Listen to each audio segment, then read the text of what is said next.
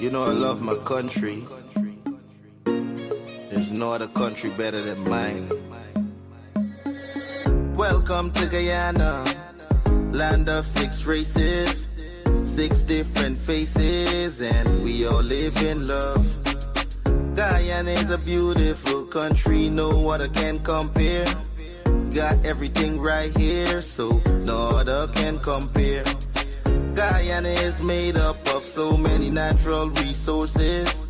We don't need no forces, cause we got enough resources. Let's talk about bauxite, gold, diamond, and rice. We got it right here. Guyana ain't going nowhere. We got enough oil too. One Guyana, I love Guyana. Guyana, my country, my home. The only place I call home. One Guyana, I love Guyana. Guyana, my country, my home. The only place I call home. Hey, hey, Guyana is nice, Guyana is fun, Guyana is clean, Guyana is green, Guyana got oil, Guyana got gold, Guyana got young and Guyana got old. I ain't talking no more. Guyana got things, we growing wings and developing things. The government real and that's a big deal. I'm singing from my heart, Guyana. I love Guyana. Guyana, my country, my home. The only place I call home. One Guyana, I love Guyana. Guyana, my country, my home.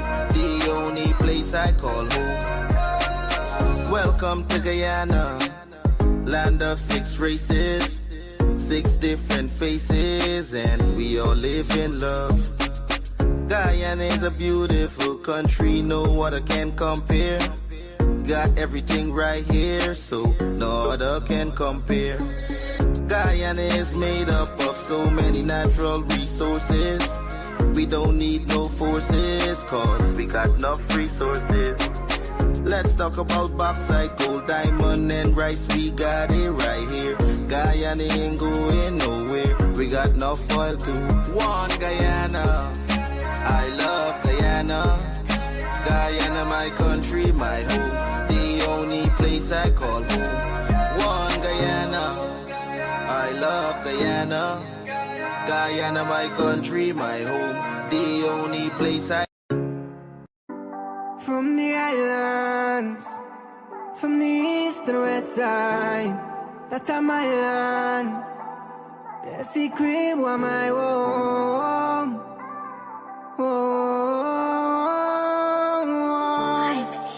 So that's my home.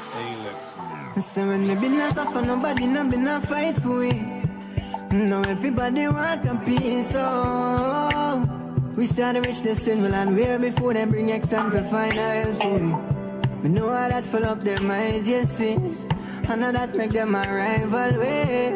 Me just wish them could have seen all of the years they been a suffer like that. Me say forever, forever and ever. A secret was my home. A secret was my own. From the islands and rivers and mountains surrounding, the love in my heart is resounding.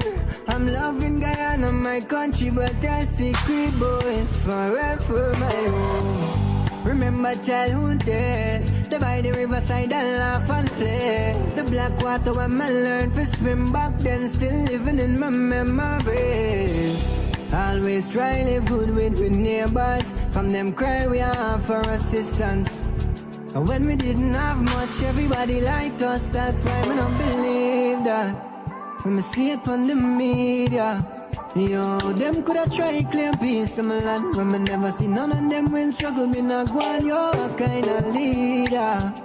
Fight down poor people for land where them grow up on.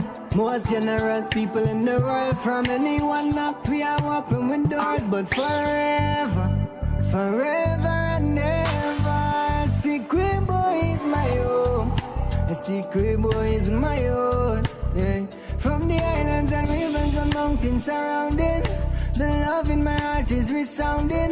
I'm loving Guyana, my country, but a secret boy is forever my own. Forever my own. A secret boy is my own.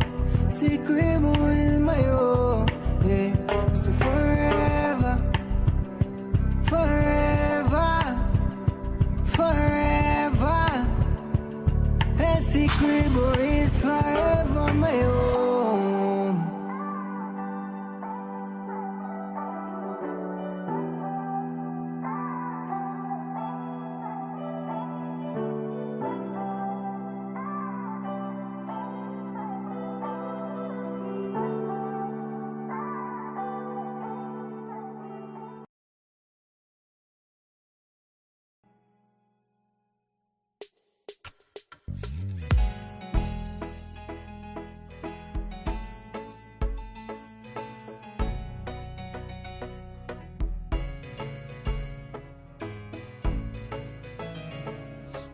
peaceful people struggle as we struggle, and we don't look for trouble, just ask around.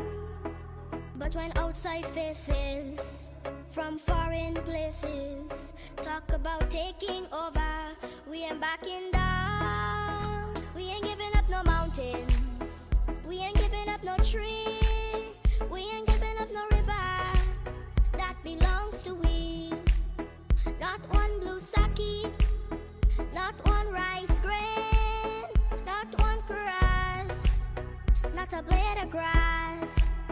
This land is all I know. We're gonna make it somehow.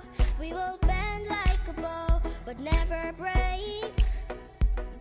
Our fathers came here, and they lived and died here, and we ain't moving nowhere, make no mistake.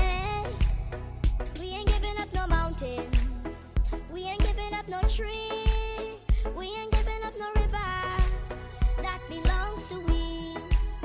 Not one blue sake, not one rice grain, not one grass, not a blade of grass. We love the open county of the Rupununi and the Essequibo, daytime or night. Though we may criticize it, this is our home, we love it, and we need to keep it. We have that right.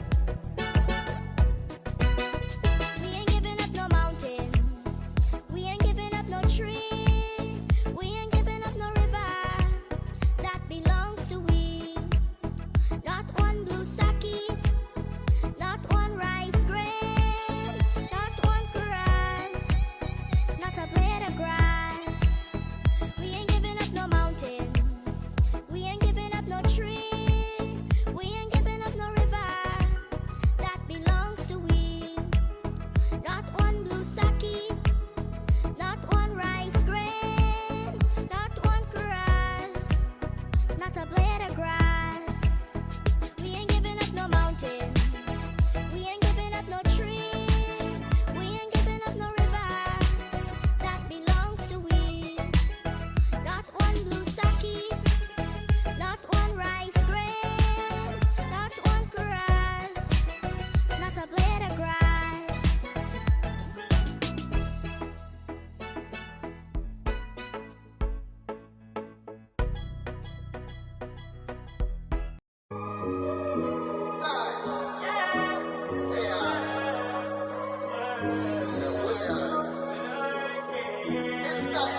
Electoral.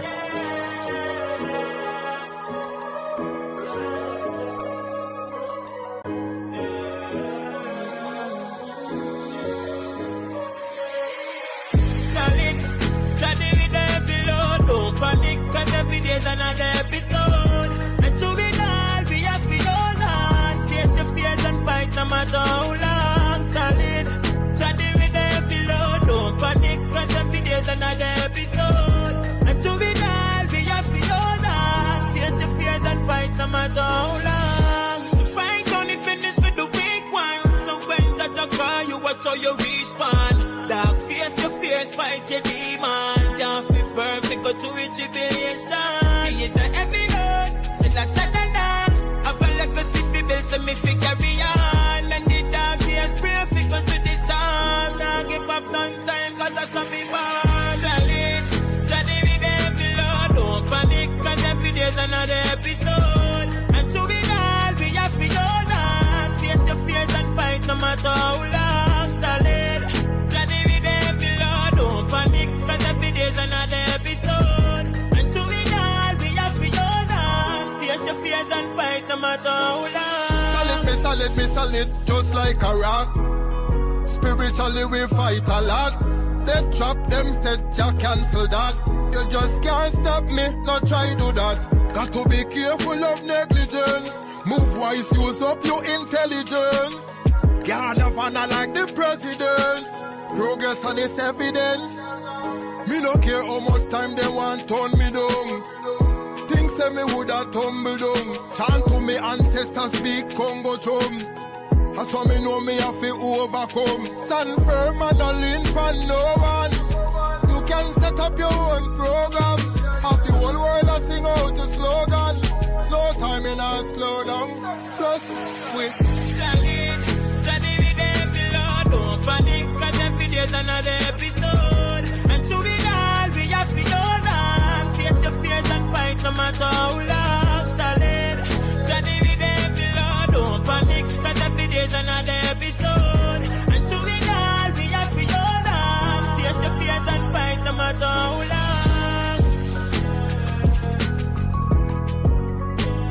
The past week witnessed the presentation of the budget from the Minister of Finance, and predictably, we have seen the opposition commenting on the budget. Most of the comments I would characterize as dim-witted and comic in their analysis. But we'll get to speaking about the budget shortly. That event has been overtaken by another charade, a fiasco, that is typical of the engagement of the opposition in the public domain and with each other. So a few days ago, we heard about this attempt to get back together after the public separation for political purposes between the APNU and the AFC. The first that we heard of this was, I think, a newspaper article saying that there was an engagement between APNU and the AFC, and they've reached an accord. And as part of that accord, they're going to work together in various phases, and that Mr. Norton would be the presidential candidate. And shortly thereafter, in the, I think, the heat of the evening or the night, Nigel Hughes hardly engaged the media to speak about the agreement that they had signed. First of all, he lamented the fact that the agreement was in the public domain. He cited confidentiality clause. And then he said that the agreement was on life support. An agreement that they had just inked is already on life support. And if this doesn't tell the people of this country about the comic nature of the characters that we're dealing with, I think it's tragic, but in a way it's also comic. That two serious or seemingly serious political parties that were partners for such a long time, moments after they signed an agreement, they would say that it's on life support. But the fact of the matter is that these two parties are on life support themselves, especially the AFC. And I think this is an attempt to cling on to the PNC to ensure that they maintain some modicum of credibility at the next polls, because you cannot deny, as Norton said, that the PNC has more support in this country than the AFC has ever had. And so we heard prior to the signing of the agreement that the AFC met over the weekend, and they selected Nigel Hughes as their presidential candidate. And I suspect that was to put some pressure on the negotiations and to stake a claim, maybe in the future, to that position should there be a coalition. So we have seen this before. This what Norton's position has been. Norton has been in the public domain as saying that the next coalition, that his party selected him as the presidential candidate, and the next presidential candidate for his party would have to come from his party or for any coalition, because they're the largest, they would be the largest part of any coalition. From the PPP's perspective, we don't care too much who their presidential candidate is, because they're going to lose the elections in any case. So, but it's very interesting to us to see how AFC is trying to strong arm its way and to put pressure on Norton to back down from that position. So Nigel Hughes made it very clear when asked by the reporters, no, they have not selected a candidate, and that will have to follow some scientific criteria and other criteria. Now, you recall that I spoke with you about their plan earlier. The plan was, this was like months ago, when they shafted Sherrod Duncan and put Nigel Hughes as the leader of the AFC. And even then, they had a plot. This was what they were discussing clearly. They were saying to Ramjatan and the others were saying, we will do the polls, conduct the polls, and show that Norton is very unpopular. And then we will secure the presidential candidate's position in the coalition for Nigel Hughes. This is an old playbook they're following. They said that even before Nigel Hughes managed to work his way into the leadership of the party by the old cabal. So that is not new. And I think they're hoping somehow to pressure Norton. But there are a few things. So that's what happened. But for analytical purposes, I think the people of the country have to look to some key issues. First of all, why did Nigel Hughes not want the agreement released? Because the agreement, as you have seen, that's in the public domain, speaks about not sharing any of these documents, including the one that they signed publicly, that they must not release these documents. And I believe the reason that Nigel Hughes did not want that to happen is because this document bears an uncanny resemblance to the Cummingsburg Accord. In fact, much of the language from this agreement is extracted from the Cummingsburg Accord. Now, we know what the Cummingsburg Accord was. This was an agreement that they struck between the parties in 2015, outlining some common platforms that they spoke of, and then sharing the spoils of the government. So the spoils of the government, they're listed who will be doing what, the role of the prime minister, ministerial responsibilities, a whole range of issues. This agreement, again, is similar to the Cummingsburg Accord.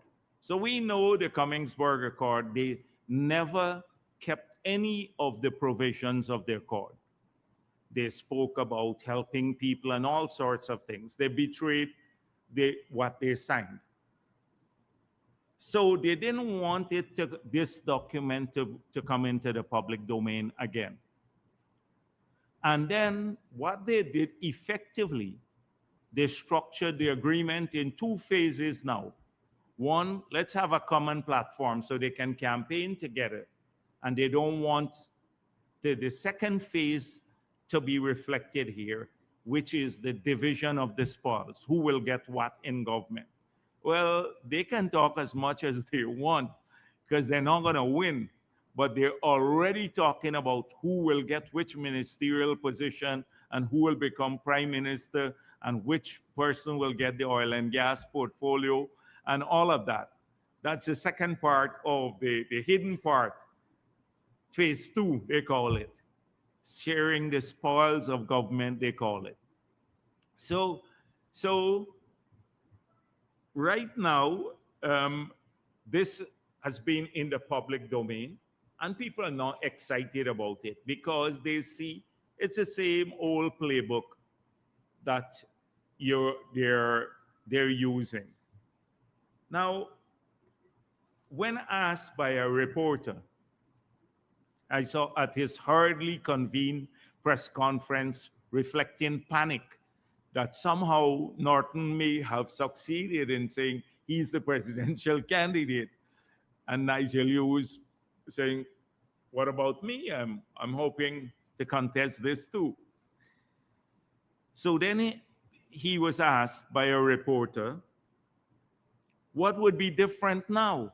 It's the same faces, and you betrayed the people of the country. You did not keep any of your manifesto promises. You promised lower taxation. The reporter didn't go into that, but I'm speaking about what they did not do. Promised lower taxation, we had higher taxation. Promised help for the pensioners and children, etc. That didn't happen. Promised more jobs, we lost jobs. Promised opportunities for young people, it became a haven for geriatrics.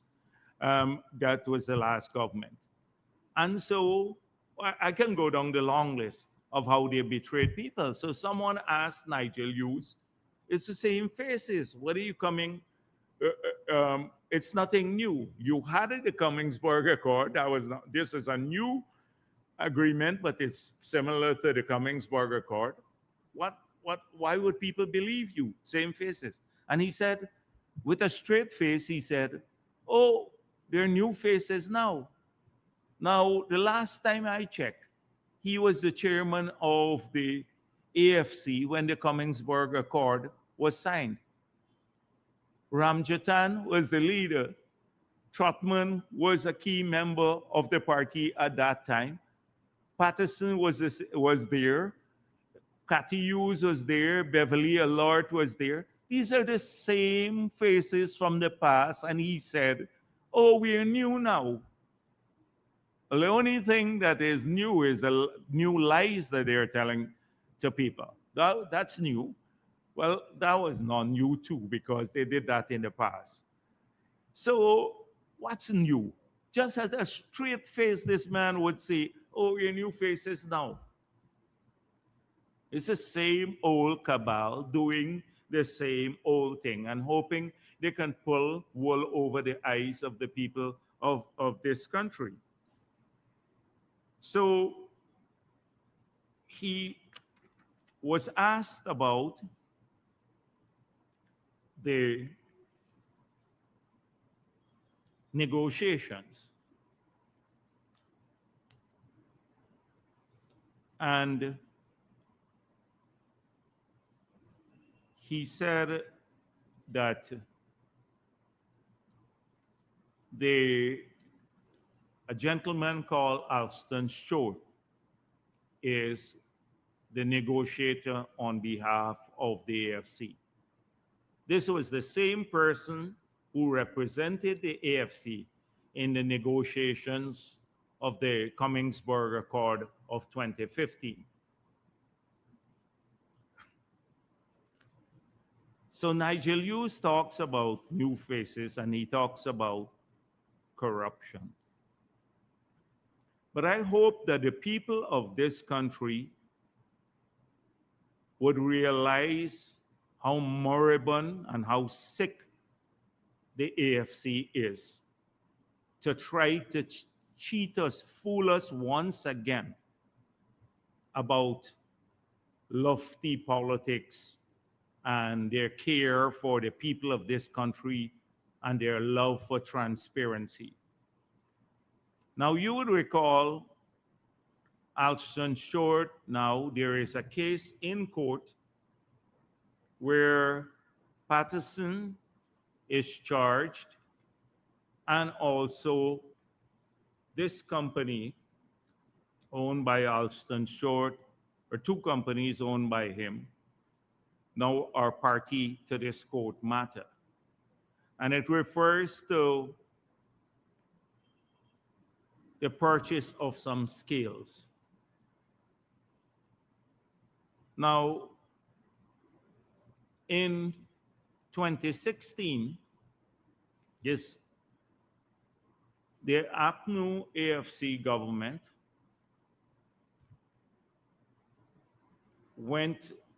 decided to sole source the purchase of some scales.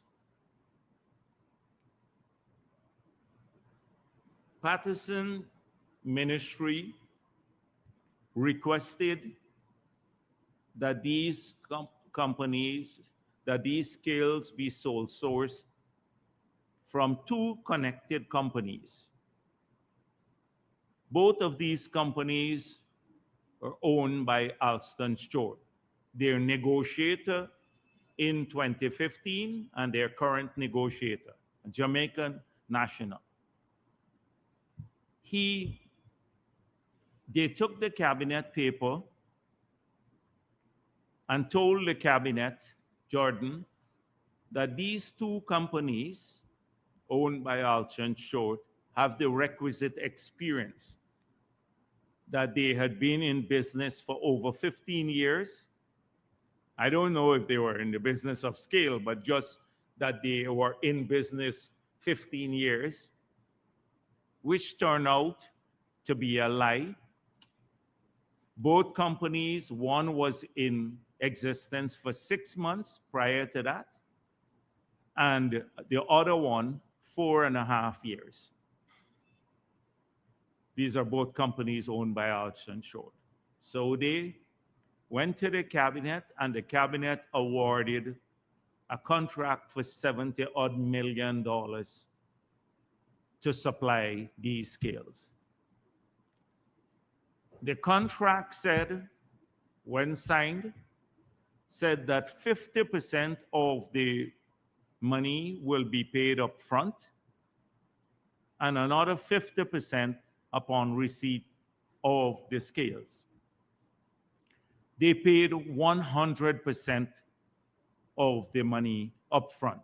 From the signing of the contract, they paid 100% of the money to the company. So the scales were subjected to audit reports. They never arrived. In the APNU period, the Auditor General spoke about these scales. They don't know where they are. They heard they're at the GNIC wharf, but nobody could verify them. When we got into office, this was from 2016, the ministry was told that there are some boxes on the wharf and the scales may be in them. We hired a forensic auditor. We have the report of the forensic audit. And the forensic auditor said, I was never shown the scale. They were told me there are 6 pallets. I saw some 3 boxes there, but I never managed to get into the boxes. So we filed a court case and they responded. And then Nandalal told me, because he had said this before, he said that the week when the case was called up, and they said, the defense said, and now Nigel Hughes is defending Patterson in this case, that the scales are on the wharf. Mysteriously, the same weekend, the bond was razed to the ground. The fire burnt everything to the ground, the La Parcan bond, and everything went to the ground. So he said to me, it was just after we were supposed to go now to verify whether the scale was on the wharf. Same weekend, fire raised it to the ground. So we never saw a single scale. Patterson was in direct contact with this person. Now he's minister. How could you sole source a scale from your political consultant who had companies with no requisite experience? How did you know they were supplying scales if this was not collusion? I suspect it was payment. We never got any scales. No scales came to Ghana, but 70-odd million was paid in breach of the agreement too, which said that you should not pay it until the scale arrive here. I hope that the media will talk to Nigel Hughes and Patterson about this, because they get away with all of these things. The dirtiness, the lack of transparency. Until now, they're trying to prove that Cathy Hughes, when she gave herself in her own ministry contracts to her own company, it somehow wasn't illegal. It's illegal if the PVP were to give somebody else, hit and jams a contract or someone, but not a minister giving herself work in her own ministry. Double standards. And I'll come to that a little bit later. But I hope that the media will ask them about Alston Short, who is their negotiator once again for this new accord. Now, if you want to see how bad the Cummingsburg Accord and all the things that they lied about, just read the Cummingsburg Accord. And this is a reflection of this again. Oh, we're going to have a joint platform, explore about what we want to do and how we want to campaign. This agreement, they didn't want the public to see it. It's out in the public domain. They said it's on life support now. The parties are on life support. They're going to come up. They have to find a way of working together. We said this before. What are they going to do? They're going to bring together all the Flotsams and Jetsams in the country, the one-member party and everything else, the WPA, and call it the coalition, and they have all the plans for Ghana. Just made a mess of their 5 years in government, but they expect us to forget that. And it's predictable. Everything that they do is predictable. And they're hoping to muscle Norton out. I think Norton putting up a strong fight, but they're hoping to muscle him out here. Norton knows that if he's not a candidate, he'd be nothing. He'd lose everything in there. He'd lose everything in that area. So this is an important issue that we have to address. The second thing that I wanted to talk a bit about today is the announcement, press conference, I think it was, that the chair of GCOM held, where she dealt definitively with the question of biometrics. So somehow in this country, the APNU has made the whole campaign around biometrics as their fight for transparency around elections. or for the 2025 elections. I think it's a clever attempt to get away from their past. And the past is the recent past I'm speaking of, where they sought to rig the elections.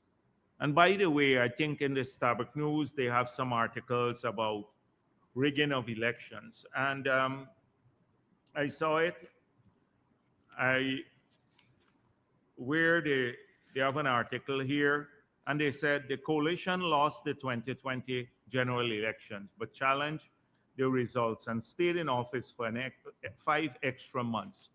The credibility of both groups, that APNU and AFC, suffered during this period as their supporters were accused of trying to rig the coalition back into office. Now, it's an accurate, up to a point statement. Yes, they tried to rig the elections, APNO and AFC. So the Starbuck News had it right. But it wasn't the supporters. It wasn't the supporters. The supporters were misled into believing they won the elections. It was the same leaders.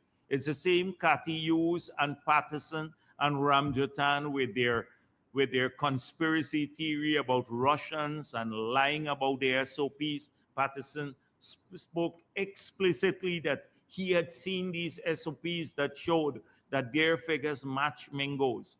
It's not the supporters of the AFC or the PNC. It is the leadership. This needs to be pointed out. Not because we shouldn't be blaming ordinary people who supported them for the role that these crooks played in trying to steal the elections. And so they're trying desperately to get away from that track record. Every day you hear some permutation of what happened in the past, some new issue. So now the new one is about biometrics. And they're making it seem as though this is something new. So biometrics were collected from people when, in the past, the fingerprints were collected from people when they registered. Those fingerprints would enter the database. They were digitized, and those fingerprints were cross-matched with each other. We used to send those to Jamaica to look for duplicates. So you had biometrics collected in the past, which are the fingerprint, and they were digitized or put in an electronic form and utilized to ensure that you didn't have duplication on the list. They're making it seem as though they want now electronic fingerprinting. This is the biometric they're talking about. So the chair said, there is nothing wrong. The commission can make a decision about what form you collect or store biometrics in. Because it's almost, for me, it's nothing new. It was collected in a manual form and then became digital in the past. So if you collect it in a digital form and keep it digitally, there's nothing big about it. So it's not a new issue that they're trying to make. And it's not about biometrics or no biometrics. It is what they want to use it for. And that is what they spoke of. If you listen to Vincent Alexander and all of the others, then you would realize that they want to use it for an unconstitutional purpose, which is to prevent people from voting if your fingerprints, say you show up at the polling place, you have a blackout and you can't use your fingerprint. You know, they can't match your fingerprint. Or there is some glitch in the system. Then you lose the right to vote. You cannot lose your right to vote. That has been decided on sometime before. It says if you're Guyanese and you're 18 years and older, you are eligible to register and vote. Claudette Singh herself, when we dealt with the use of even an ID card to vote in the elections in 1997, that they agreed to, we all agreed to, she ruled it unconstitutional and we lost a part of our term because of that. We had to go back to elections, the PVP. So you can't prevent, you can use it as one of the means for verification, but you can't use it as a final mean. They want that to happen. And the moment it happens, like in 1997, they agreed with it before the election. It happened. We used the ID card to vote. People who didn't have an ID card or document couldn't vote. And then just after they lost, they went and challenged it. That's precisely what they want to do. They know they're going to lose the elections. They will go say, you can't vote if you don't have the electronic fingerprint. You lose your right to vote. And then after the elections, they'll come back and say, you know that what? That was unconstitutional. You shouldn't have lost your right to vote. This is where they want to head. The plot is clear. Even from opposition, their mindset is crooked around stealing elections. They suck the egg of stealing elections for a long time. So they have to pursue something now to try to steal the elections. And so the chair said quite clearly, there's nothing wrong. So there's claiming vindication. Oh, the chair said there's nothing wrong collecting biometric. But that's what she said. She said, there's nothing inherently wrong collecting it in electronic form. You're collecting it in manual form. Nothing inherently wrong there. But one, to go back and do this en masse again, it is going to take a long time, delay the elections, and we don't want that to happen. And two, you can't use it, even if you collect it, to stop a person voting, because it would be unconstitutional. So they went hot under the collar, all of them, because it does not fit in with their narrative. And so Nigel Hughes has to comment on it, and Norton, and you see the Lincoln Lewis and the WP and the whole gang of them. The whole gang of them, because that's what they don't want. And so they vilify the chairman now. Oh, she votes with the PPP, but so she must say it's not unconstitutional. We must deny people the right to vote. What if you, hypothetically, any of you here, you travel out the country and they were doing this, collecting your fingerprint, which is already there in manual form and possibly digitized. They now come back to collect it in electronic form.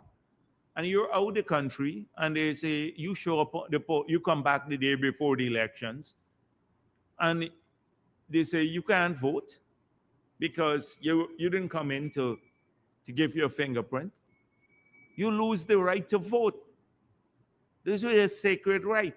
That's precisely what they want. Just imagine the amount of confusion you would have at the polling places, in every polling place, because that means you're giving each presiding officer now the right to decide who will vote and who wouldn't vote. So assuming one is pro-PPP or pro-APNU or something like that, they should not have that right. You can't have 2,500 presiding officers deciding on their own who has a right to vote. The Constitution confers that right on us. That's the confusion they want in the polling places. And this is what they're working towards. So that's why most people have seen through this. The private sector commission has seen through this. People are issuing statements supportive of the chair. But they're vilifying the chairman of the elections commission, saying she supports the PVP. What she does, she's been consistent in her ruling. She has to preserve the right to vote. She has to act in a constitutional manner. And that's what she is doing. But if you do that, you've run afoul of the APNU and AFC because you don't fit in to their plot. So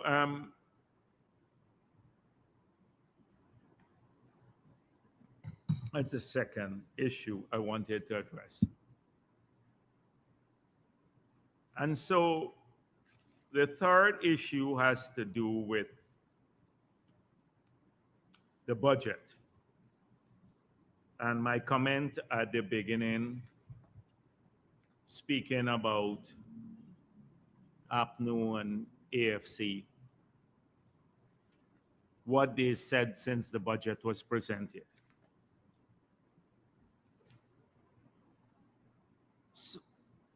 So we know that many of them are amateurish, inept at these issues. So I'm going to go through a few. There are lots of nonsensical things, and it really hurts my head to go through a lot of these things. But sometimes maybe an ordinary person might be seduced by it. You know, they listen, they get weary sometimes, and it's repeated so often that maybe people might be misled, because a lot of people sometimes don't go to the source documents. They just listen to a program on television or radio and say, that's the fact. So we've heard comments like, the budget has nothing for anyone. Budget doesn't help poor people. Friends and family of the PPP will get all of the benefits. We can't eat roads and bridges. They could not do anything because they didn't have oil money. You can't find PPP. Things are so hard that PPP has given a tax break for second jobs. So you have to need a second job to make a living. That the size of the debt has ballooned. That the deficit is expanding. That there's nothing for poverty in the budget. That one-off interventions can't deal with poverty. These are some of the comments that we've heard from them. Nothing very profound, and not even backed up by arguments, but just declarations, because it's a lazy way of responding to a technical document or a plan for the country. It doesn't require much research and thought. And this is characteristic of material emanating from the opposition. Not very profound, not very thoughtful, not very researched. They just say things off the top of their head because they sound good. You know, friends and family, that's easy to say, friends and family. Or we can't eat roads and bridges. They did a lot of research to get to that, Nigel Hughes. You know, we can't eat. He did a big research into the infrastructure of the country and what it's directed to. So I'm going to go through a few of these things so that you have a perspective on how stupid, silly sometimes these things are. And if we hope that this inept bunch of people can ever chart the way forward for our country, the leadership of the AFC and APNU, then we're in for a shock. We should have seen them in government to understand by now that they're bad for the country, bad for policy making, etc. So let's start off with the promises they're making. So our budget is not, doesn't have anything for anyone. Every measure that we announce, they're multiplying it by 3. That's the factor.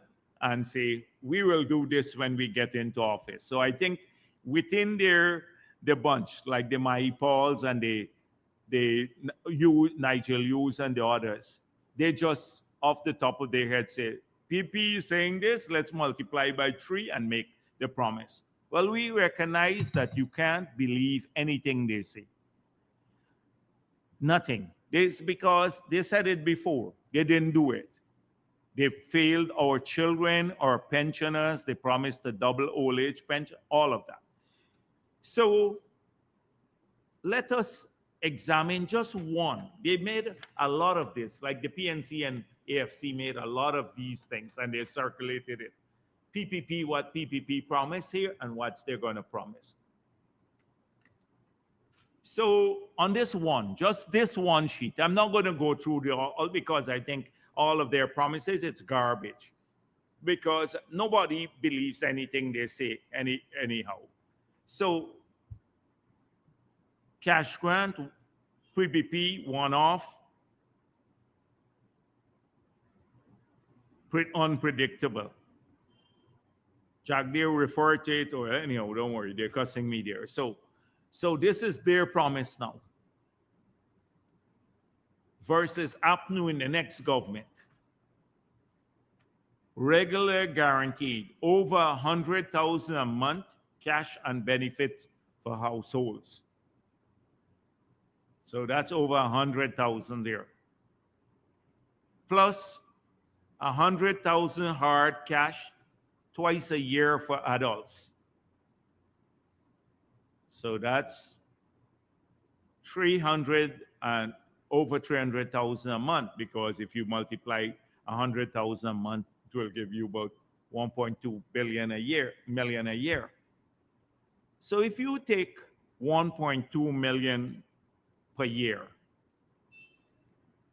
and you multiply by 300,000 households, and that's a small number, we have more, but say you multiply that, do you know how much you're coming up with per year to give out here? That's nearly $1 trillion Guyana dollars. Guess how much money we collected the budget this year for oil? Half of that. But they want to give out twice as much of all the oil money that we collected. And this is only for cash grants and stuff like that. Forget roads and water and electricity and salaries and pensions and everything else. This is what they will give you. Twice as much as we have we collect from the oil and gas sector. More than the total revenue of the country now.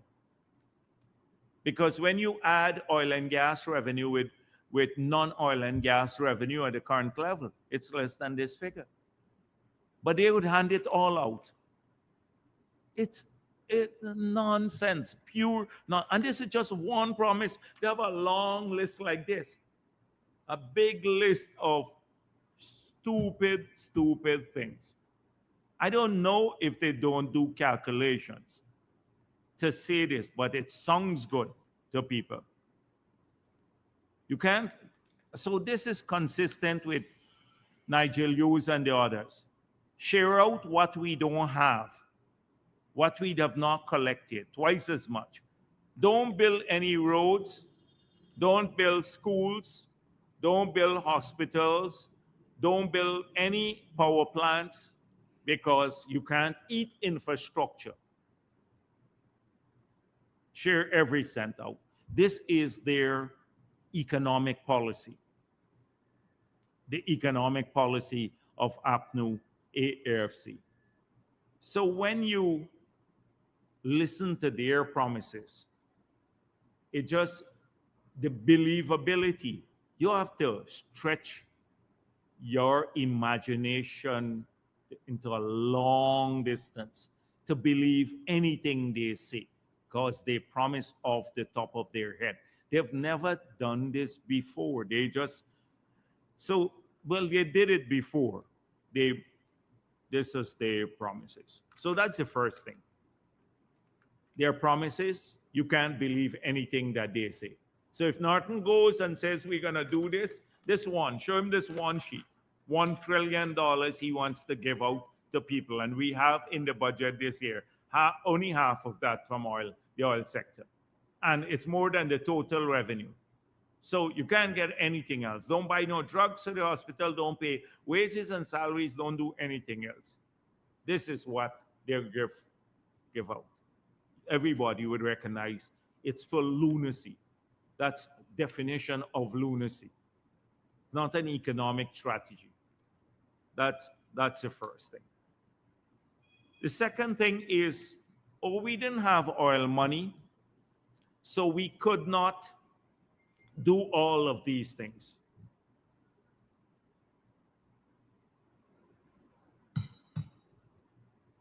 So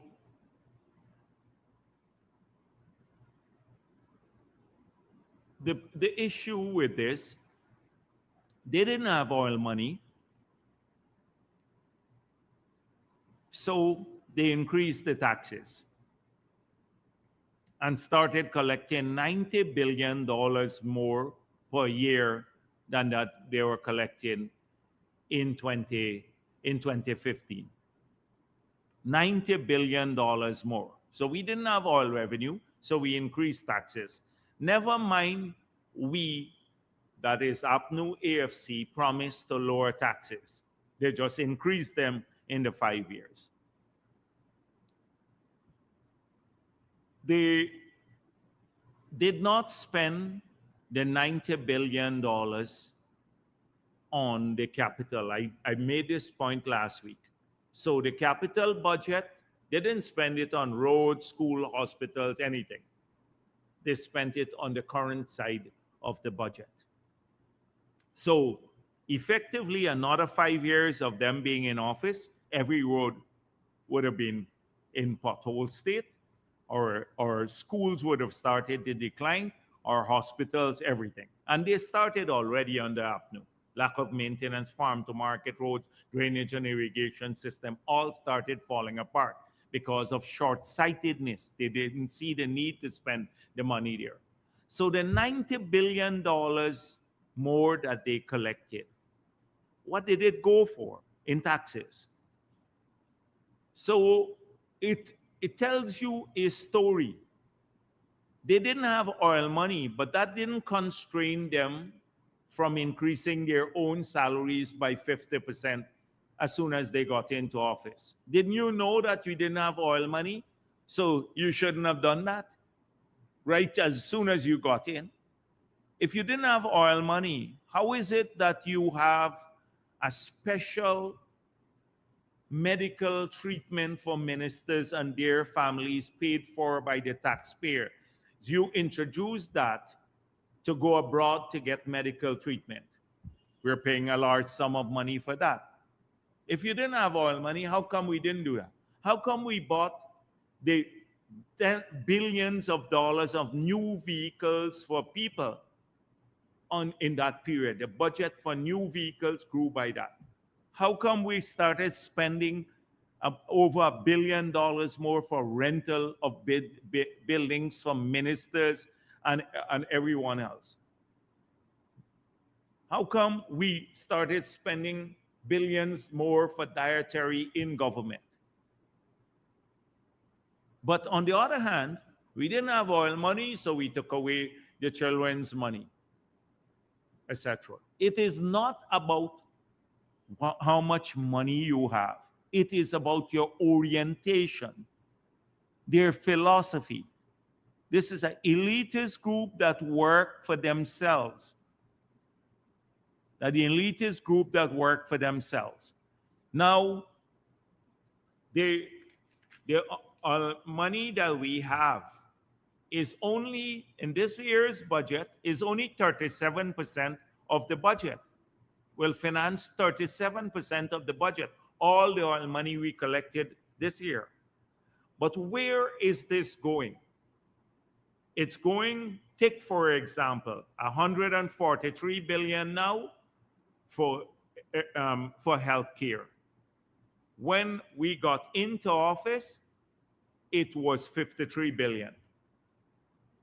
It's 143 billion now that goes there. 175 billion for education this year. It was under 50 billion when we got into office. That's where the growth is.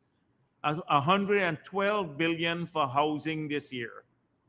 That to build more, to provide more land for people and to assist with building homes for people. That alone is $420 billion. Those these three sectors, I can go on. And they ask where, Nigel Yu says, where did the money go? As though you can't read the budget, for Christ's sake. You're not just reading the budget, just look at the profile. It's described in great detail where the money will go, to what projects they will go. But he doesn't believe that building schools are important or housing are important. That's just infrastructure. Or investing in or the hospitals. So that is where the money is going. You know, they spent more money on building offices for ministers and upgrading administrative buildings than we're spending now. In the period when we didn't have oil money, because their comfort matter more than the schools or the hospitals. Look at the office of the president. Became literally a fortress. We left it there, the office of the president, after so many years of presidency, from Burnham all the way to Ramatar. From Burnham to Ramatar. It was an open place. You had these big chain link fences, people could have seen through it. They spent hundreds of millions of dollars to build a fortress there. A fortress. They didn't see it fit. They didn't have oil money. They didn't see it fit to use it on the children. Because the few buses, the 30 buses that they distributed were all donated. They didn't buy those buses and they took away 8 billion from the 10,000 grant from the children. They didn't have money, but we could have built this big fortress there.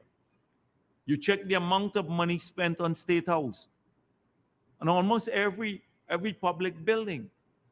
This is where the resources are going. So when you talk about not having money, look at where we're putting the money. We're not putting it in building presidential palaces like some countries with oil money. It's going into building roads for our people in their communities. So if Nigel Hughes believes we're on Norton that we are spending too much on roads, then you tell us which community or whose road we shouldn't build. In which community? Tell us across Guyana. You name the communities that you don't want us to build the roads in. Because trust me, every single community wants their road done. Every person wants the road done in front of them. And they don't see this as a luxury. They see it as a necessity because they don't want to walk on a mud dam or anything like that. But for the APNU, that's a luxury. Never mind, Cathy Hughes could have taken contract for herself in Georgetown. But we can't spend the money on building roads for the people in Linden or in Paramakatoy or somewhere else, or Annandale or Buxton. Must spend it on buildings and buying gold bangles for ministers like Patterson and the others. That's where the priority was when they didn't have oil money, but they're not constrained in their spending. How come they run up a debt of 90-something billion dollars at the central bank? Too, that we had to fix when we got into office. Didn't constrain spending. So it's not about who has oil money. Every cent of the oil money is accounted for. It's accounted for now. We've removed direct charges from to, on the NRF. Every cent has to be appropriated. And it's not like the signing bonus, the money disappears. Every cent of revenue. I saw Nigel Lewis talking about transparency around oil money. The party that tried to steal the 18 million signing bonus talks about transparency in oil revenue. When we passed a law with a provision that says the minister has to publish every cent or go to jail for 10 years if he doesn't publish every cent coming into the NRF. And he talks about transparency in oil revenue. Now, the party that tries to steal that. So this is, it's now where is the money going? It's going to build a power plant that will drop the price of electricity by 50% and cooking gas, $388 million of savings when they're done.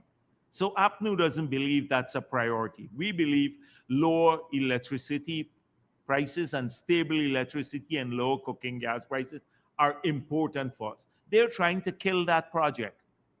They're trying to kill that project. The bridge, many of them now think that we shouldn't have built the bridge. Shouldn't build the bridge, but now they're opposed to the toll. The 3 billion people would save there from the two regions, crossing they're opposed to that it be toll-free. But just imagine, Nigel Lewis does not understand, I dealt with it last week, that infrastructure is crucial to spur growth and future prosperity. You can't, as he wants, you can't eat every cent. He said you can't re-eat the bridge. But when that bridge is completed, it means people from Region 4 could live at Wales, where we had to take back the land that you corruptly gave out after closing the sugar estate and sending home nearly 2,000 people from the sugar estate there, and maybe another 3,000 who were private farmers and their workers. 5,000 people lost their job. You handed away the land. We've restored some hope to that area, and now the people can go Region 4 now, even when we don't have land. They can easily go and live across the river and come across toll-free. They drive over quickly. We can expand the availability of land and opportunities for people. Now, all the jobs can go. Investors can migrate across the river and then do so without affecting the viability of their project, especially if they move large volumes of goods and services, because they have a bridge that's permanent, that's free, that's 4-lane in nature, high-span bridge, not the Patterson belief. They said, oh, this one is too much. We should have gone back to open a bridge that opens. So they don't think about this, about how essential that these projects are for future growth in the country.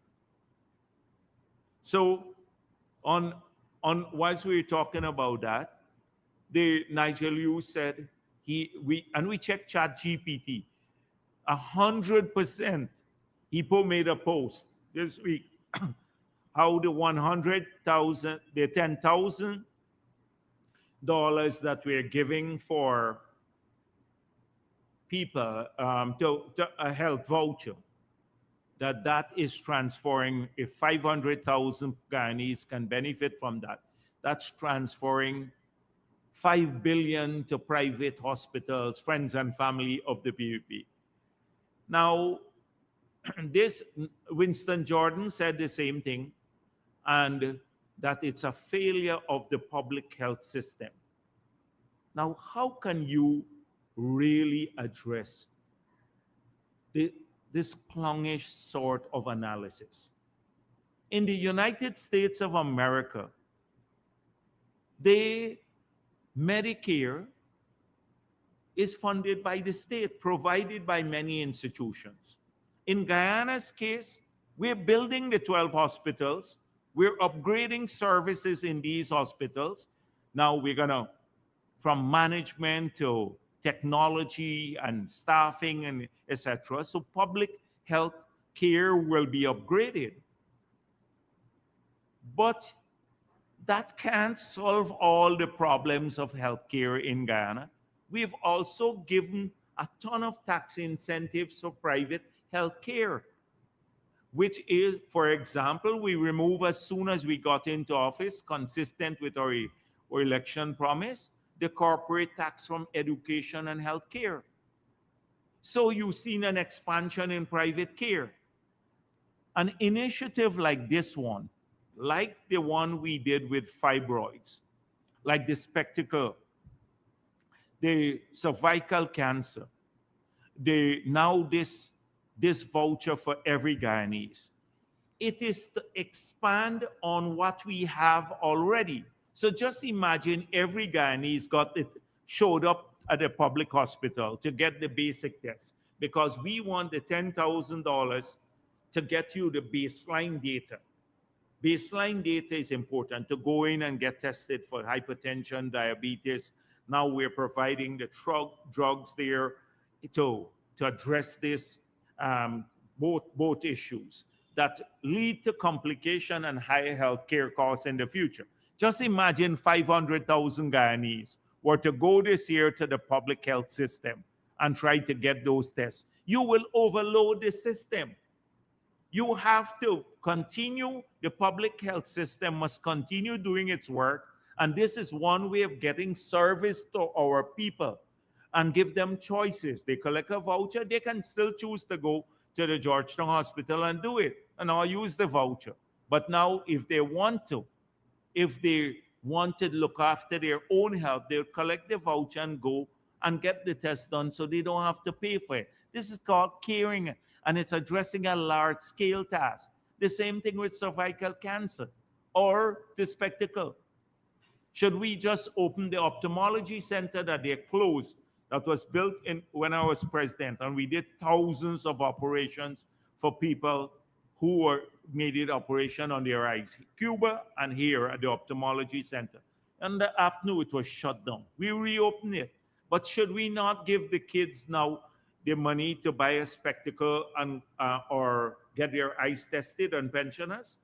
Or let's wait only for the public sector to provide those. It will take 50 years and people wouldn't be seeing, they would die then. The children would grow old and die. That's the APNU mindset. Oh, so this government transferring money to the private sector, friends and family. Not about the beneficiaries, not about the children. It's such a stupid thing.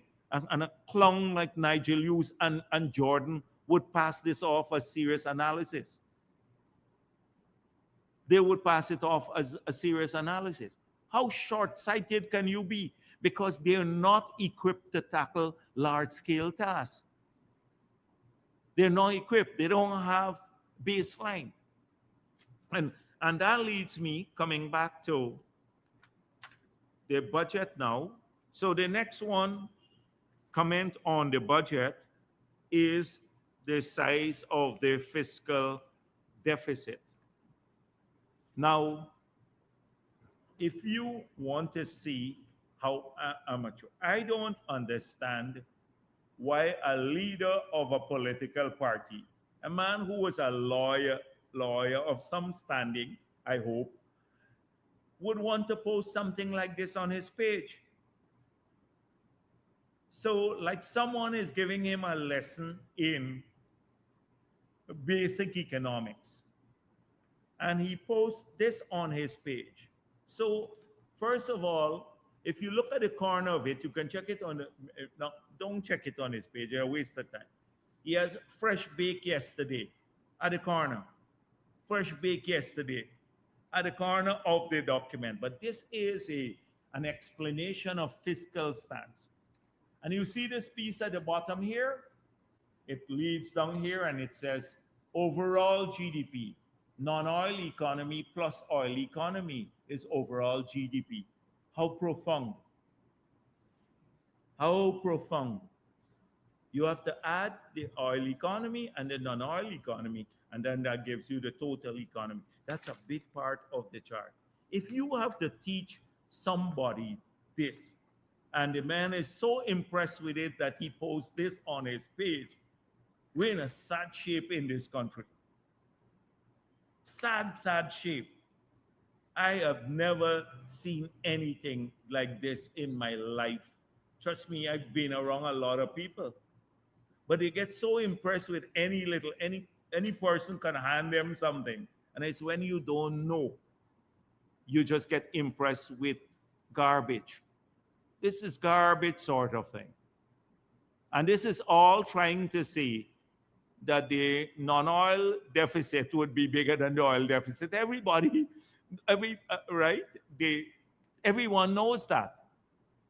Then you don't need a piece of paper to get that to talk to you. And then to post this picture with freshly baked yesterday at the corner of it, at the top. This is like a real clown show. So the fact of the matter is that the fiscal deficit in relation to GDP has come down from last year. It's 5.9% this year. I think last year it was 7.3%. And that's a decent number. The fiscal deficit has come down. They talk about the primary balance, but the fiscal deficit has come down. But all of this big thing to try to confuse him about primary balance and current account and capital account, etc., is just to make that very same point. Totally confused individual. Now, the size of the debt, that's another criticism. Oh, PPP is borrowing too much. So the debt has grown to nearly $6 billion now, $5.9 billion. So here are some things that we have to talk about, which I've spoken about before. Are we leaving the next generation of our country in bankruptcy, with an insolvent economy? That is what APNU did. The debt payment at that time under APNU, the debt to GDP ratio at the beginning of our term was 900% of GDP. The external debt was $2.1 billion. Our economy was about $300 million US. So that means the debt that we owed, external debt alone, forget the domestic debt, was about 7 times the size of our economy. The debts that we owe, 7 times the size of our economy. In the United States today, their debt is 124% of the size of their economy, about $36 trillion. So in Guyana's case, what is our total debt now? But we're only dealing with external debt first. Let's deal with external debt. Our external debt today is $2.2 billion. It was $2.1 billion when the economy was $300 million. Our economy today is $25 billion. Our economy is 71 times bigger than it was in the past. So the external debt to GDP in Guyana is 8.8%, down from 700% under APNU, around that level. So that's the external debt. The rest of it is domestic debt through the Treasury bill that we issue, which could easily be repaid. The external debt is an important measure because you have to find foreign currency, etc., to service this debt. It's 8.8% of GDP, one of the lowest in the world. And you tell us, you're talking about judging us on this when it was nearly 700% when you got in, when you left office of GDP. So, And if you add the internal debt, it's 24% of GDP. When you had it at 900% of GDP, 24%. So you tell me these are some of the most sustainable figures in the world. And even the Starbuck News article recently quoted the Minister of Finance, who pointed out that we are using just under about 5% of revenue to service debt now. It used to be scheduled debt payments was 153% of revenue. Actual was 94% in the early period. Today, it's 5.2% of revenue. Some of the lowest figures. Some of the lowest figures in the world again. So we're only using 5.2% of revenue, but we're burdening the budget by this borrowing.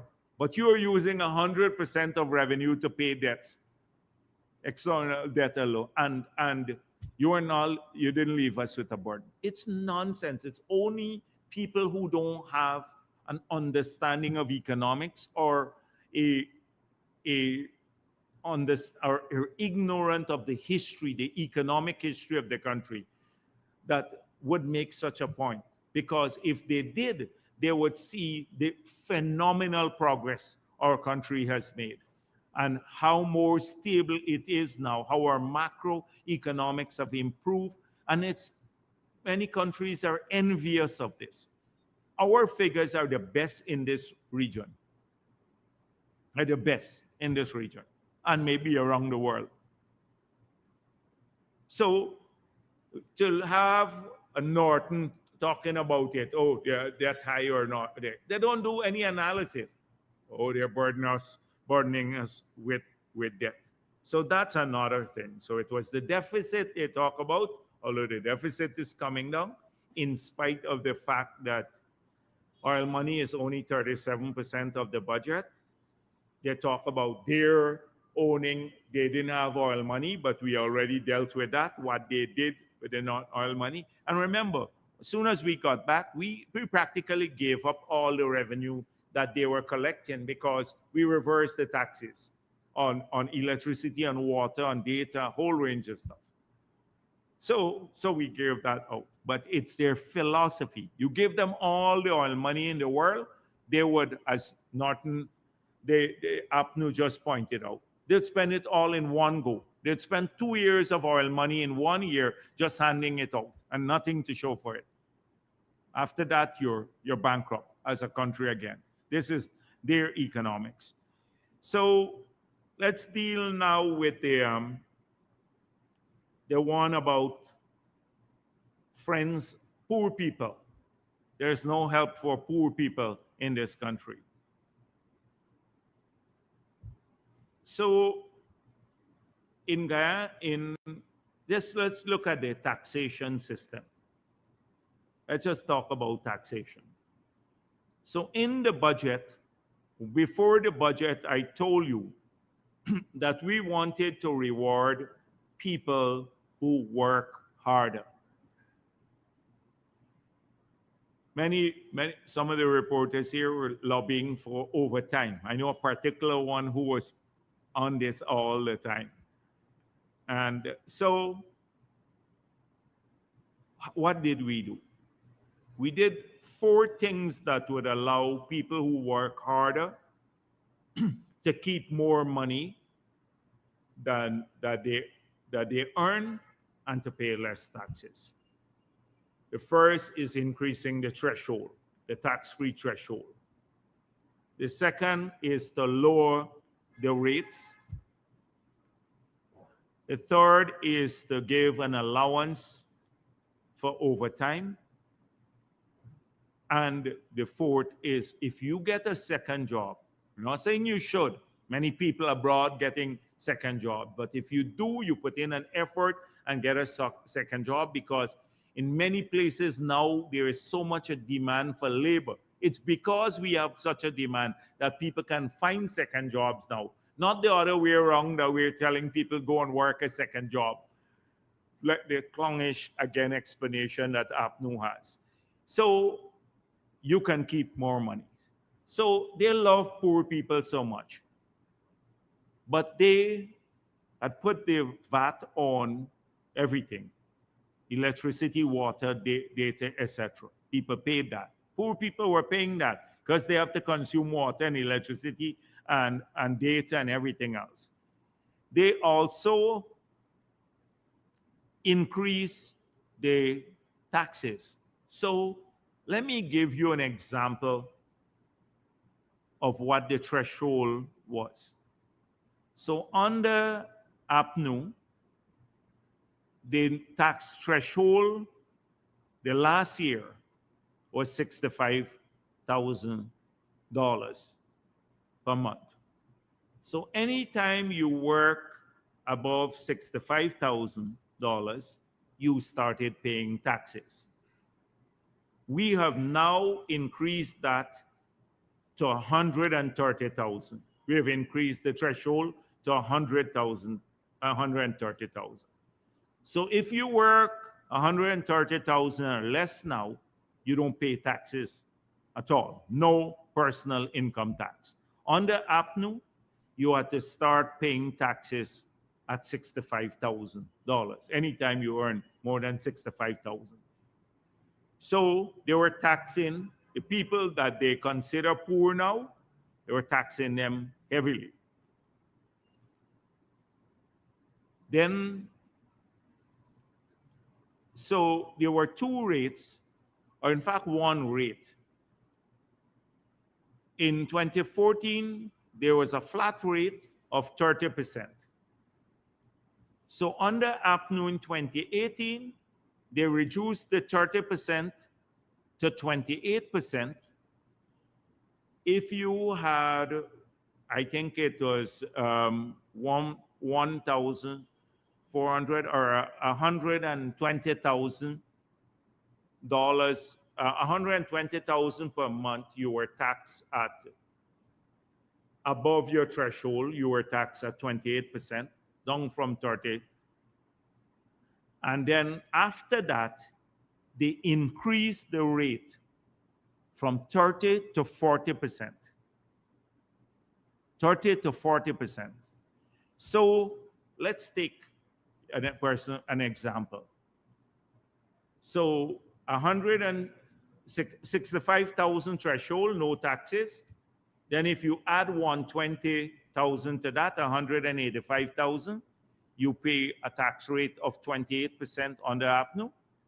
And then if you hit beyond 185,000, you started paying 40% of your income. 40%. So that meant 40% rate is like for rich people in some parts of the world. APNU moved it from 30 to 40. The same Winston Jordan who talks about, oh, there's nothing, this is a hodgepodge budget or some shoppiness like that. Hodgepodge budget, there's no systematic way of tackling poverty. He increased it. So he was saying that you had to be wealthy by applying a 40% rate anytime you earn a salary of over $185,000.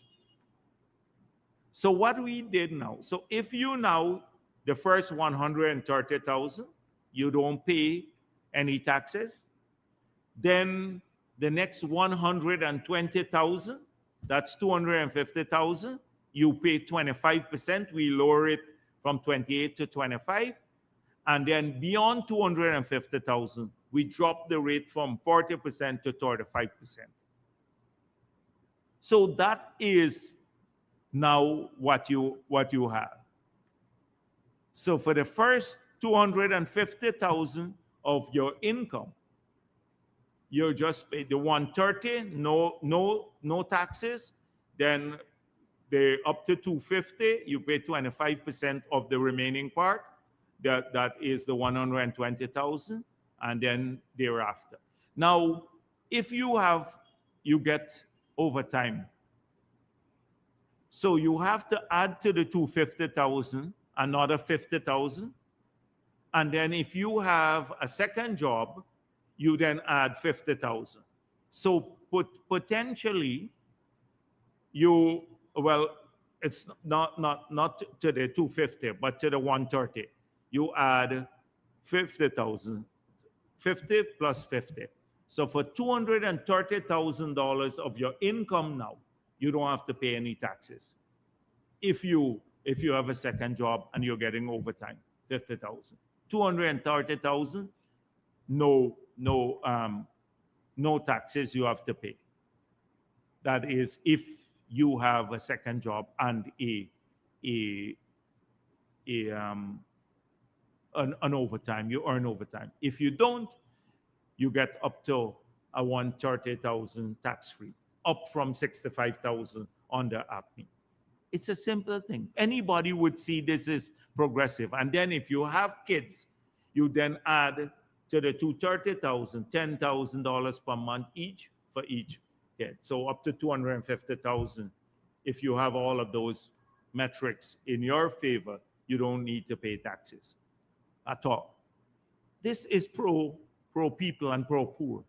The Jordan, APNU, they remember Nigel users defending the withdrawal of the money from people, their children, in a letter he wrote.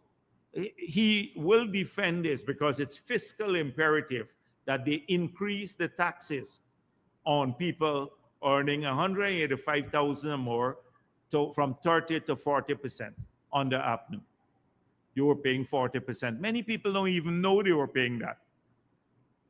This is the APNU track record. So I'd like to hear them, Norton, speak about that.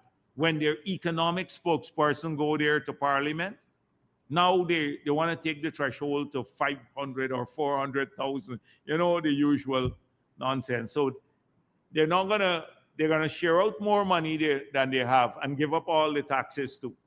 So I don't know what we will walk around in loincloths in the country again, right? Everybody might be good on the eyes, but for some people, but I don't think it's a good economic strategy. So the thing is that alone on the tax measures is vital.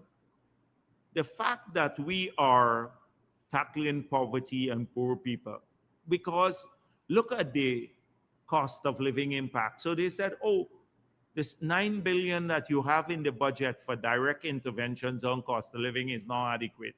That's grown to $9 billion, but they don't count the $90 billion that we will give up because we maintain the zero excise tax that they had on the sale of gasoline and diesel. It's $90 billion so that every person gets a subsidy of $500 and something now for every gallon of gas. They don't mention that.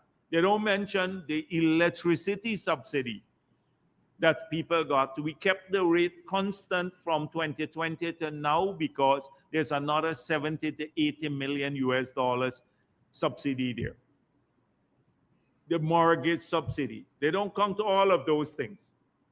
When you look at the cost of living interventions, when you look at using the old freight rate, pre-COVID freight rate, to address in the calculation of the taxes, the CET and the VAT, because it's levied on CIF value. We're losing billions of dollars there too, but it has helped to offset some of the increase in shipping costs globally, which could affect cost of living. All of those interventions, they don't look at, oh, 9 billion, as though 9 billion is the only effort.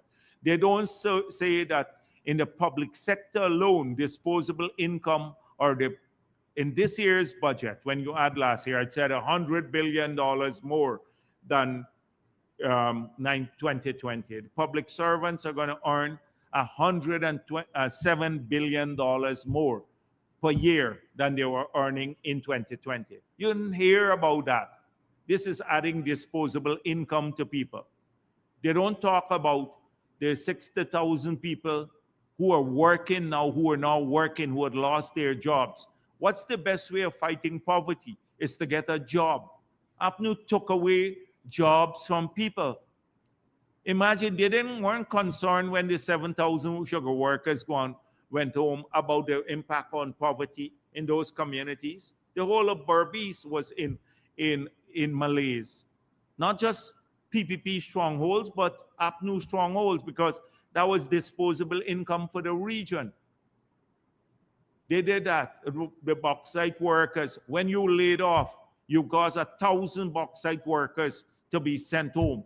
When you caused the 500 people in Linden, in Region 10, who had a community forest lease that we gave them, that were supplying Baishanlin with the logs.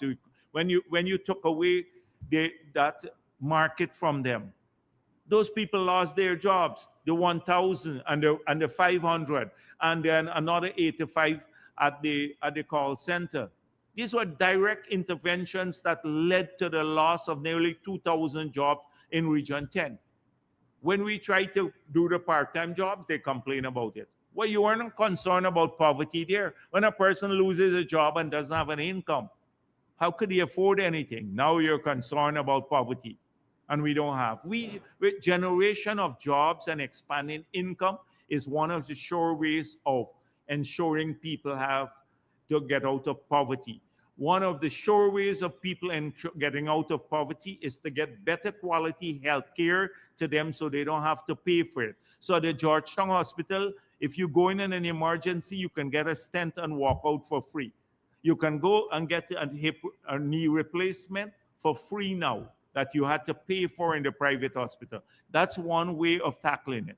When you pay for people's scholarship, and we've done 50,000 of them, that's one way of giving them the tools to get out of poverty. And this Jordan, this miserable man who increased taxes on all the people, say, oh, there's only 9 billion. That's not a way to tackle poverty. Doesn't look at it, everything. When you get a house lot to a person and they get a cheap mortgage and start owning their home, that's a way to get out of poverty.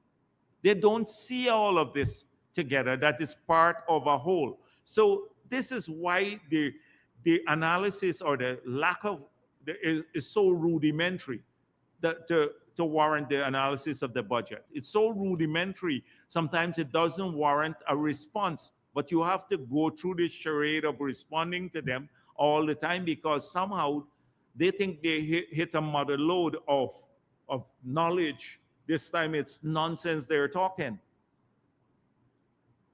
So that is how we've been tackling poverty, in multifaceted ways, equipping our people with the tools and doing it in a non-discriminatory manner. You don't have to look at to get a scholarship or a job, you don't have to be PNC member anymore. So that is on poverty and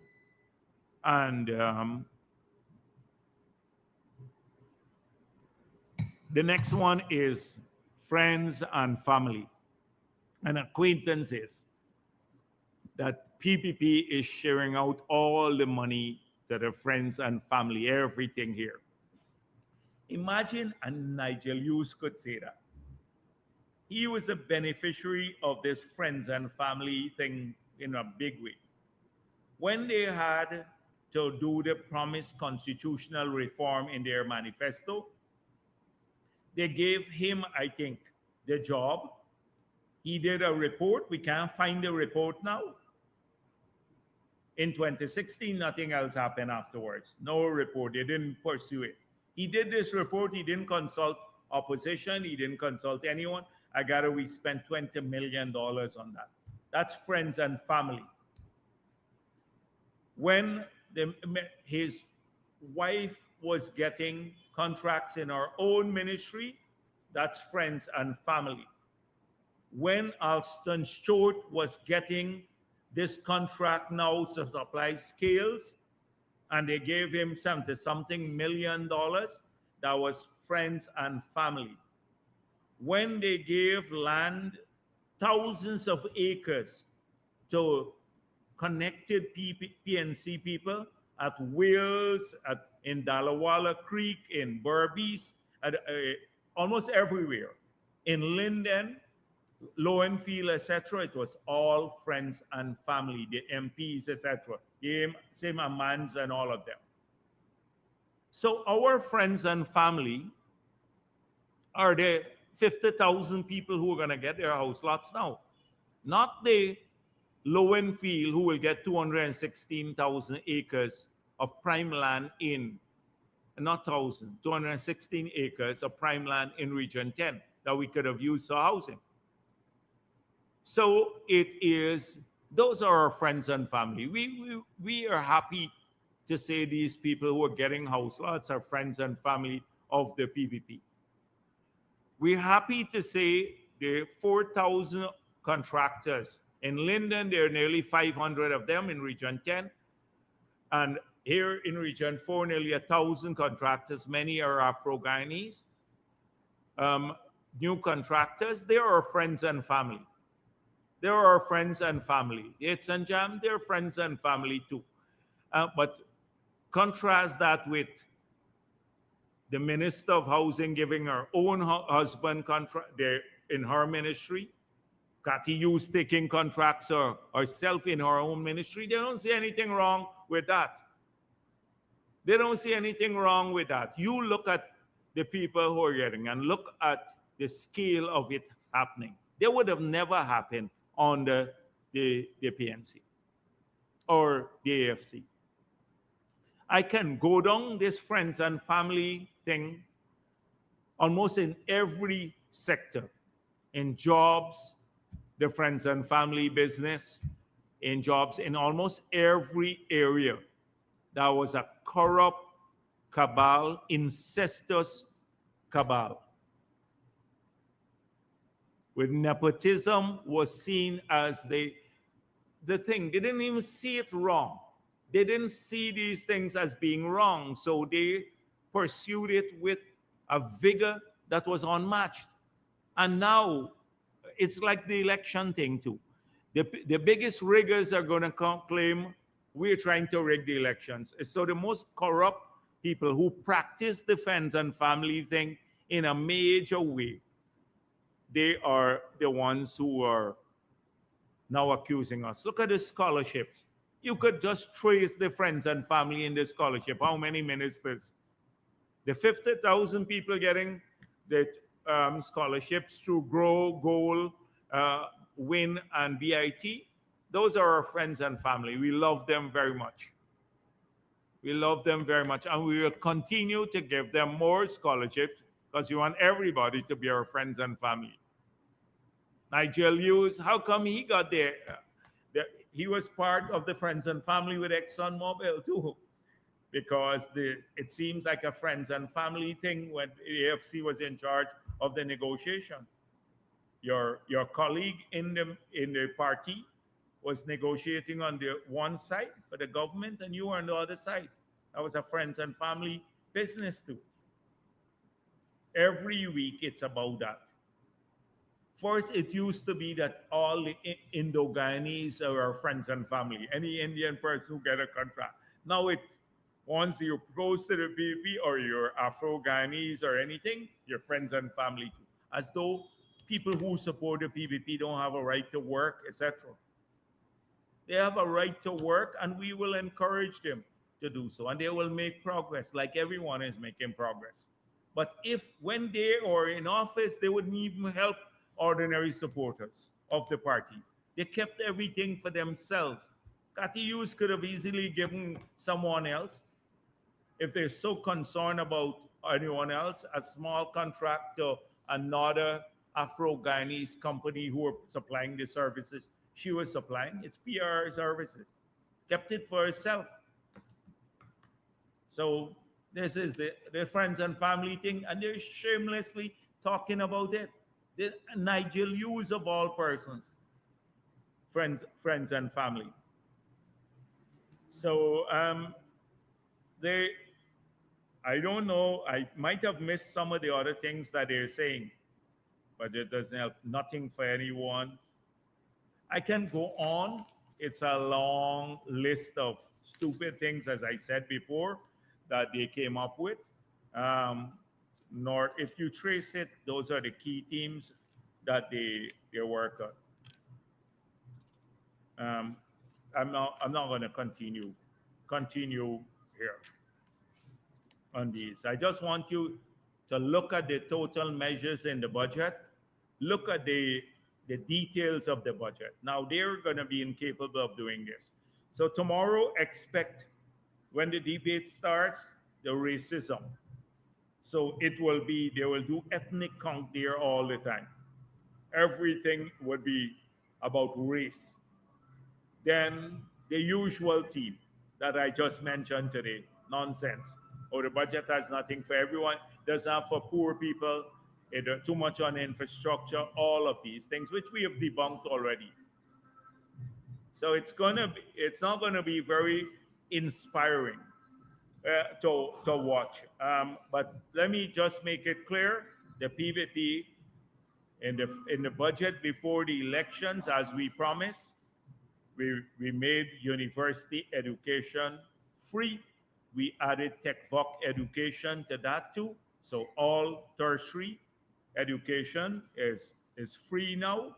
We promised that when we campaigned for the people's vote in the country in 2020. We went out and talked to them. We said we will do this.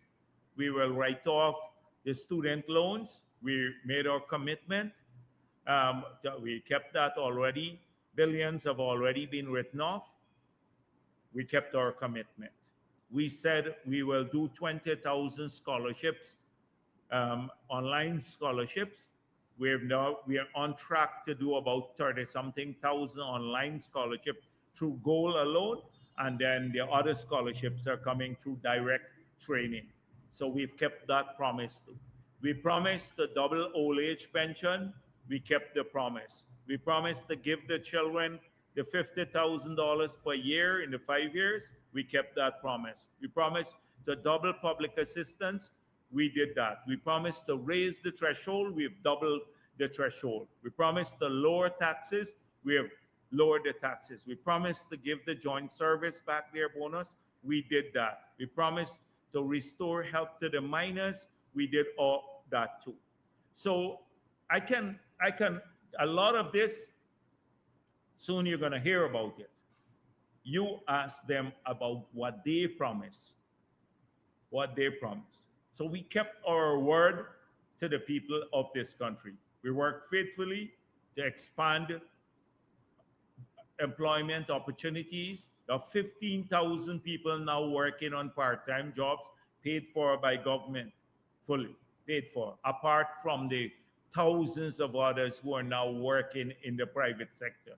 And how did we do this? By creating incentives to generate more investment and job. Norton said, oh, there's nothing for investment here. We are at some of the highest levels of investment. Look in tourism alone. Look at the hotels, 9 new international hotels. Remember, they didn't even see the need to build the Marriott or keep the Marriott. We have 9 new international hotels now under construction. And he doesn't see, oh, we're not giving enough incentive. Because of our incentive to education and healthcare, that is why today we have seen much private investment in these areas. So maybe I should end there. It's getting a little bit late today. So